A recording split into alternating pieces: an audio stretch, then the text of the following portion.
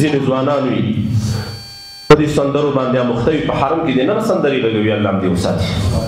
وجه الله بنده دا کوټې ته چې راغلی دا هم حرم دی، څو کیلومتره لرې دی حرم. دا هم داسې د تعظیم حکم لري لکه څنګه چې مسجد حرم لري. دا ته بې ادبي نه کوي، کنځلې به نه کوي، غیبتونه به نه کوي. ته به اوس وایې چې ولا زه اوس په جومات کې نه یم، خو دغه د کوټې ته راغلم. دا تا کوټه اوس په حرم کې ده، دا خپله کوټه دی. صحیح ده، خوراک درته جایز ده، چښاک درته جایز ده، انساني ضرورتونه ټول درته جایز دي، دا د ضرورت په خاطر باندې. خو نورې بې ادبۍ خو به دلته نه کوي، سندرې خو به دلته نه غږوي.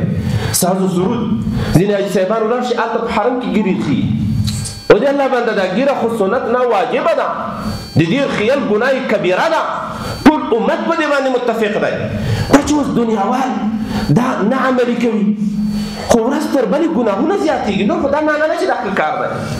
آینه کې ځان وګوري بیا ګیره ورخي، ولا ګیره مې ببره شوې ده. حج وکړي، د حج نه وروسته چې کور ته را روانې بیا ګیرې ښي. نو د تا حج تا ته کومه فایده وکړه؟ په تا کې خو انقلاب را نه اوس.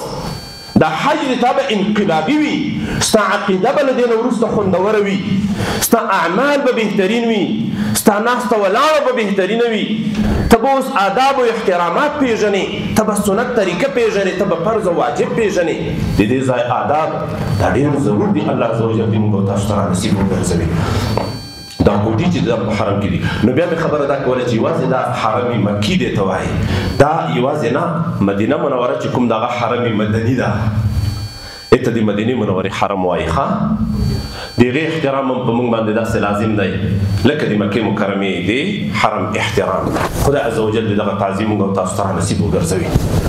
هلته به هم ډېر په احتیاط باندې قدم کوئ، هلته به هم بې حرمتي نه کوئ. مدینه منورې ته چې کله نبي کریم صلی الله علیه وسلم نه و راغلی، آب و هوا یې داسې وه چې څوک به دې ته راغلل مریضان کېدل به پکې.